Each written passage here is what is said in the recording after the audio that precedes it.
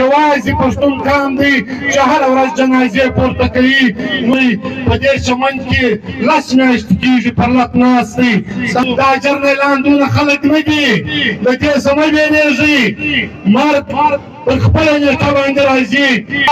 سوله به دا خبره ده چې په افغانستان کې نن طالب پر حکومت باندې دی، لیکن دی هلته د غایبانه جنازې لمونځ د یو افغان د یو ملي شهیدانه پرېږدي.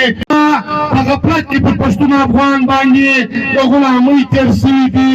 نو راسئ نور دا د غفلت خوب پرېږدو، دغه څو کلونه د ازادۍ د خپلواکۍ لپاره همت وکړو، دا خپله خاوره د پنجابي جرنیلانو څخه ازاده کړو. تاسو په دنیا کې وګورئ، تاسو په نړۍ کې وګورئ، هر قوم ځان ته یو خپل هېواد لري، هر څوک په خپله یو خپله ژبه یو خپل ثقافت لري، هر څوک د ځان لپاره یو څه لري. خو د بده مرغه یوازې پښتون قام دی چې د ده پر ثقافت باندې حمله ده. یوازې پښتون قام دی چې خپل پیاوړی هېواد نه لري، خاوره یې قبضه ده. یوازې پښتون قام دی چې هره ورځ جنازې پورته کوي. نو پر تاسو باندې غږ کومه چې نور د دې غفلت د خوبه راویښ شئ، د خپل قام، د خپلې خاورې، د خپلې جغرافیې، د خپلو اتلانو پوښتنه وکړئ. عنقریب که موږ دوی لاسونه سره ورکړو، هغه ورځ هېرې نه ده چې موږ دوی وغواړو هم آزاد پښتونستان جوړولی سو، که موږ دوی وغواړو هم لوی افغانستان جوړولی سو. دا جرنیلاندونه خلک نه دي، د دې څه مه وېرېږئ. مرګ پر خپله نیټه باندې راځي.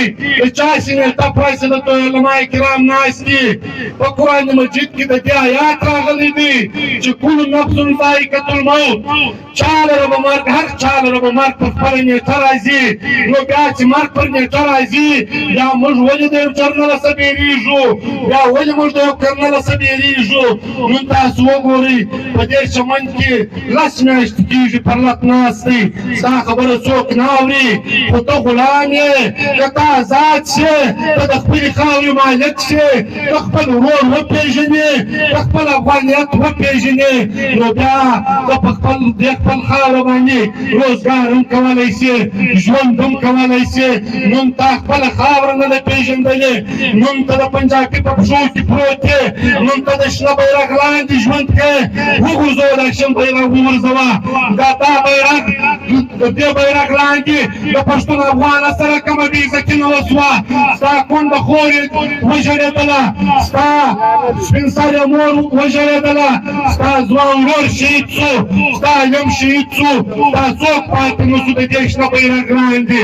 خو نن یې وخت راغلی دی اتفاق وکړئ. لیکن په افغانستان باندې ډېر قوتونه رالو، ډېر انقلابونه رالو، مختلف خلک رالو، خو هغو دا دعوه نه وکړه دا موږ تر راباسي نه چې دا کومه خاوره چې مقبوضه ده تر اوسه پورې دا خاوره قبضه سوې ده، د دې په زرو په لکو شهیدان اتلان مجبور کړي دي. موږ ستاسو دا توقع درلودله چې ته په انټرنیشنل عدالت کې د دې مقبوضه خاورې محکمه وچلې. موږ ستاسو دا توقع درلودله چې ته د دې پښتنو پوښتنه وکړې. موږ ستاسو دا توقع درلوده چې دلته کوم ملي قهرمانان، کوم د پښتانه کوم اتلان شهیدان سوي دي، ته به د دې حساب وکړې. خو نن تا دا خاوره پرېښوله، ته د دې ملي اتلانو شهیدانو څخه تا د بېزارۍ ګوتې ولګولې. د یو څه پیسو لپاره غږ وکړه که ته خرڅوی یې، غږ وکړه که ته بېرېدلی یې، غږ وکړه پر دې افغان وطن باندې چې ستا د هر مشکل وي دا پښتون افغان به ستا سره ودرېږي. لیکن د خپلې خاورې څه مه پر شا کېږه، د ډیورنډ لاین څه مه پر شا کېږه، د خپلې خاورې اتلان مه پرېږده، د خپلو اتلانو قدر وکړه.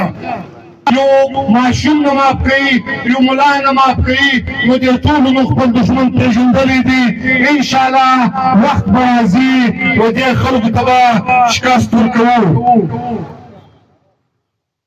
بلا سوله بده خبره ده چې په افغانستان کې نن طالب پر حکومت باندې دی لیکن دی هلته د غایبانه جنازې لمونځ د یو افغان د یو ملي شهیدانه پرېږدي موږ د دې څه ډېرې لویې توقع درلودې چې طالبه ته د دې خاورې بچی یې ته یو افغان یې ته یو پښتون یې لیکن دلته دا د دې ملت د دې خاورې بچیانو 20 کاله تا ته دا ستوګنې لپاره په ګڼ ځایونو درکول تا ته یې ډوډۍ درکولې ته یې ساتلې خو نن ته نه پښتون شوې ته نه افغان شوې